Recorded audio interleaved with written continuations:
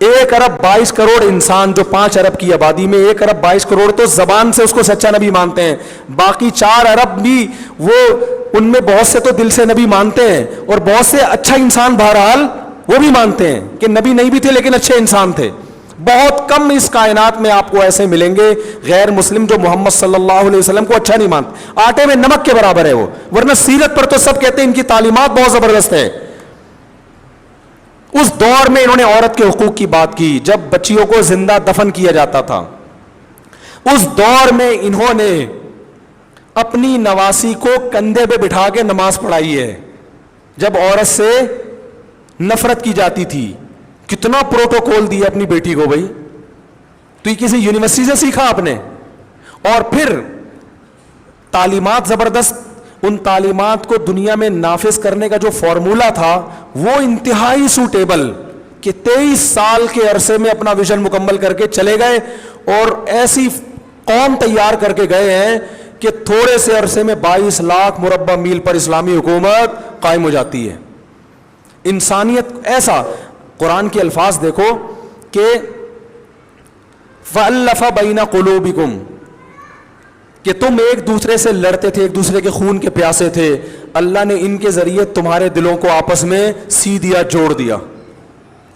ऐसे अरब नफरत करते थे ना एक दूसरे से, लड़ाइयाँ, और ऐसी मोहब्बत के जंग में वो कह रहे हैं उसको पहले पानी पिलाओ, मैं बेशक मर जाऊं, ठीक है ना, उसको पहले पिलाओ। वयुसिरून अला अनफुसिहिम वलौ कान बिही खसासा, खुद भूखा रह के मेहमान को खाना खिलाया जा रहा है और चिराग को गुल किया जा रहा है कि मेहमान को पता ही ना चले कि मैंने खाना नहीं खाया।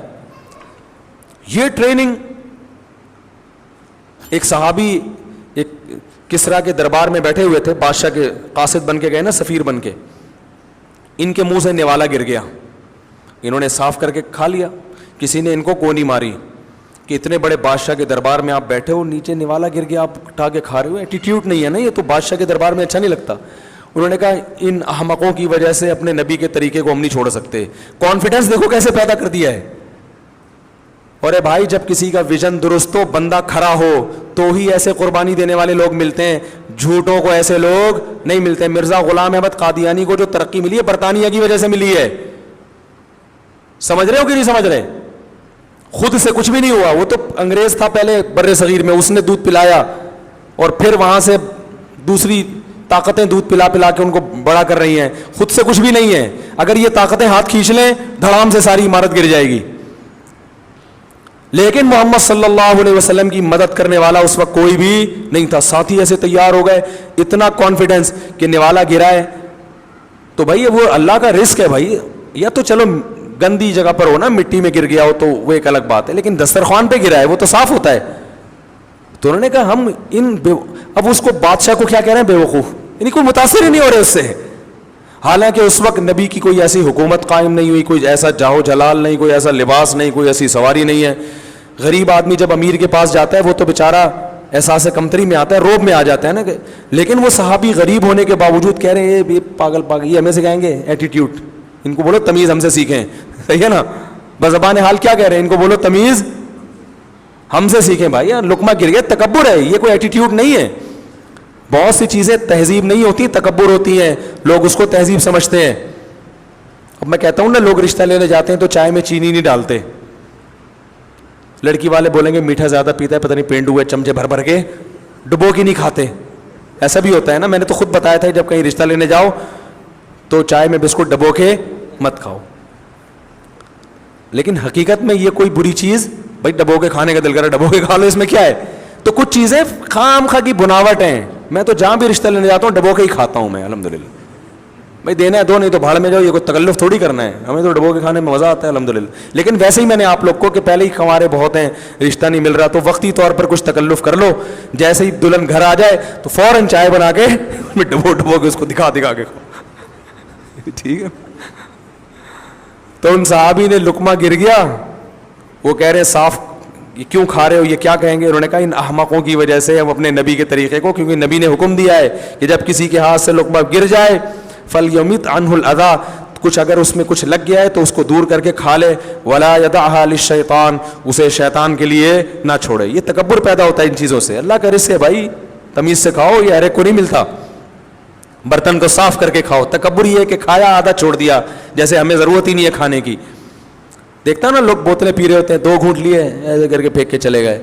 وہ بھائی یا تو اس کو پورا پیو یا پیتے ہی نہیں, اور اگر رکھنا بھی ہے تو ایسے رکھ کے چلے جاؤ, بھائی میرا پیٹ بھرا ہوا ہے, یہ میں پوری نہیں پی سکتا, یہ کسی اور غریب کو دے دو, یہ کچھ بھی ایسا. تو ایسا کانفیڈنس پیدا کر دیا, پوری دنیا سے ٹکرا گئے. یہ مجنون اور دیوانے کے فالوورز ایسے نہیں ہوتے, اور اس کی پوری کتابیں لکھی گئی ہیں. پوری دنیا میں ایک تہلکہ مچ, آج پوری دنیا میں جتنے بھی مذاہب ہیں, لبرل لوگوں کو سب سے زیادہ چڑ اسلام سے ہوتی ہے, کسی اور مذہب سے نہیں ہوتی, کیونکہ ان کو پتا ہے کہ اسلام ہی ہے جو ہماری ٹکر میں آ کے کھڑا ہے, باقی کسی کو نہیں وہ خطرہ سمجھتے. انہیں پتا ہے بھائی ہندوازم ہمارا مقابلہ نہیں کر سکتا. ہندوؤں میں جو پڑھے لکھے لوگ ہیں وہ خود ہندو مذہب سے دور ہو رہے ہیں آج کل. نہیں, میں نے خود وہ انڈیا کے سپریم کورٹ کے جج کا بیان سنا, اس نے یوٹیوب میں کلپ میں کہا کہ میں گائے کا گوشت کھاتا ہوں. اس نے کیا کہا, اس نے کہا خام خواہ میں گائے کے گوشت کو پتہ نہیں ناجائز قرار دیا ہوا, انہوں نے کہا ہم تو بیف کھاتے ہیں. تو ہندوؤں میں جو پڑھے لکھے لوگ ہیں وہ ہندوؤں کی تعلیمات کو درست نہیں مان رہے. عیسائیت میں بھی ایسا ہی ہو رہا ہے, یہودی میں بھی ایسا ہی ہو رہا ہے. وہ کہتے ہیں بھائی یہ فطرت کو اپیل نہیں کرتی. لیکن اسلام میں آپ کو پڑھے لکھے طبقوں میں بہت بڑا طبقہ اسلام سے محبت کرنے والا نظر آئے گا, بہت بڑا طبقہ ہے. اور یہ 100% ہوتا اگر یونیورسٹیاں لبرلزم کو فروغ نہ دیتی, یونیورسٹیاں باقاعدہ اسلام کی محبت نہ نکالتی کھرچ کھرچ کے, تو یہ 100% پڑھا لکھا طبقہ دین کی طرف ہوتا. کیونکہ اسلام کی تعلیمات اگر ڈاکٹر نیوٹرل ہو کے سوچے گا, ڈاکٹر کو بھی اپیل کرتی ہے, سائنٹسٹ کو بھی اپیل کرتی ہے, ججز کو بھی اپیل کرتی ہے. جتنا پڑھا لکھا طبقہ ہے ان کو اسلام کی تعلیمات اپیل کرتی ہیں. اسلام میں اعتدال ہے, ہر چیز اس کی نیچر. 4 شادیوں پہ بڑے لوگ اعتراض کرتے ہیں نا لبرل لوگ, کسی ڈاکٹر کو بلاؤ, اسے بولو نیوٹرل ہو کے بات کرو کہ مفتی طارق مسعود صاحب صحیح کہتے ہیں. وہ کہتے ہیں میڈیکل سائنس یہی کہے گی کہ مفتی طارق مسعود صاحب, بولو بھائی صحیح کہہ رہے ہیں. میرا نہیں کہ اسلام صحیح کہہ رہا ہے, میں تو اسلام کی بات کر رہا ہوں. وہ کہہ گا میڈیکل سائنس یہی کہتی ہے, یہی بالکل صحیح کہہ رہے ہیں. سمجھ رہے ہو کہ نہیں سمجھ رہے؟ لیکن پڑھا لکھا طبقہ دور کیوں ہو گیا ہے بہت سارا؟ کیونکہ باقاعدہ یونیورسٹیوں میں ماحول فحاشی والا دیا جا رہا ہے, تو ان کو مولوی پھر مکھنچو لگتے ہیں. کیا یہ نظر کی حفاظت, اور ٹیچر کو اپنی بہن سمجھو, انٹی سمجھو. انٹی, وہ ٹیچر اپنے آپ کو انٹی سمجھوانے کے لیے تیار نہیں ہو رہی. وہ کہہ رہے نہیں ہمیں یہ سمجھنے کی ضرورت نہیں ہے. تو لیکن اسلام میں بہت بڑا طبقہ پڑھے لکھے لوگوں کا ہے جو دین کی طرف ہے. تبلیغ میں جاؤ, فوج کے بڑے بڑے آفیسر ملیں گے آپ کو, پوری بڑی بڑی داڑیاں ان کی. سائنسدانوں, ہم نے جامعۃ الرشید میں ایٹمی سائنسدانوں کو بلانا شروع کیا تھا چند سال پہلے. ان کی پریزنٹیشن پیش کی جاتی تھی, میں بھی اس میں بیٹھتا تھا. جو ڈاکٹر عبدالقدیر خان کے ساتھی ہیں, ایٹم بم بنانے میں ڈاکٹر صاحب کے ساتھ شریک تھے. میں حیران ہوا, ہم نے کہا یار یہ پہلے جب وہ آئے تو اتنی بڑی بڑی داڑیاں, اور ان کی جو اسپیچ تھی وہ ایسا لگ رہا تھا کوئی مولانا صاحب تقریر کر رہے ہیں.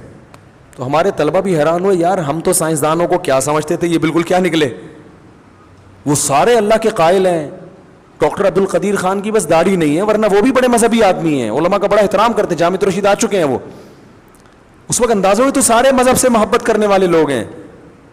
تو ہم نے ایسے ایک سائنٹسٹ سے پوچھا, ہم نے کہا کہ آپ لوگ تو سارے ماشاءاللہ نمازی پرہیزگار, لیکن جو ہماری یونیورسٹیوں میں جو سائنسدان بن رہے ہیں وہ تو اکثر مذہب سے باغی ہوتے ہیں. تو انہوں نے کہا کہ جس لیول پہ ہم محنت کر رہے ہیں اور ملک کی خدمت کر رہے ہیں جتنی انتھک, یہ اللہ کی رضا کے جذبے کے بغیر ممکن نہیں ہے. کیونکہ زندگیوں پہ کھیل کے ملک کے لیے محنت کر رہے ہیں. یا تو انسان دولت کے لیے کرتا ہے, شہرت کے لیے کرتا ہے, جان کو خطرہ ہوتا ہے ان کی سائنسدانوں کی. انہوں نے کہا یہ جو ہم نے پاکستان کی خدمت کی ہے, اگر جنت جہنم کا تصور نکال دو اللہ کی رضا کا, تو اتنی محنت اتنے کم وسائل کے ہوتے ہوئے نہیں ہو سکتی. وسائل ہوتا پھر تو سب کچھ ہوتا ہے. تو انہوں نے کہا یہ تو سب اللہ کی رضا کے جذبے سے یہ کام کر رہے ہیں. تو جو لادینی قوتیں ہیں اور جو دہریت اور ایتھیزم دنیا میں پھیل رہا ہے, یا مذہب مخالف قوتیں دنیا میں پھیل رہی ہیں, ان کا مقابلہ کرنے والا صرف کون ہے؟ اسلام ہے. اور یہ پیش کس نے کیا؟ کسی بڑی یونیورسٹیوں میں نہیں، وہ اس کے لا کو لکھا گیا، یہ پیش کیا گیا 1400 سال پہلے، جو پہاڑوں پتھروں کا دور تھا، جب نہ جہاز نہ جناب گاڑیاں، بالکل ایک گاؤں دیہات کا ماحول. ہمارے گاؤں دیہات جو آج ہے نا، ان کا شہر اس گاؤں سے بدتر ہوا کرتے تھے. کوئی یونیورسٹی نہیں، کوئی ادارہ نہیں. ایسا محمد صلی اللہ علیہ وسلم نظام پیش کر کے چلے گئے، اور پھر اس نظام کو ہمارے ائمہ اربعہ نے، ابو حنیفہ، شافعی، مالک، احمد بن حنبل، ان چاروں فقہا نے ریٹن فارم میں بھی لکھا. سمجھ رہے ہیں نا؟ ریٹن فارم میں آ گیا، پھر اس پہ کتابیں، پھر شروحات ہوتے ہوتے ایسا جاندار نظام وجود میں آیا کہ ہر مسئلے کا حل اس میں موجود. سبھی سوچتے ہیں کہ I I T JEE mathematics crack کرنا مشکل ہوتا ہے، بٹ ایسا بالکل بھی نہیں ہے. میں نے ہزاروں اسٹوڈنٹس کو آئی آئی ٹی جے کے لیے پڑھایا ہے، تو مجھے پتا ہے موجود ہے، اور وہ لبرلزم کے بالکل مقابل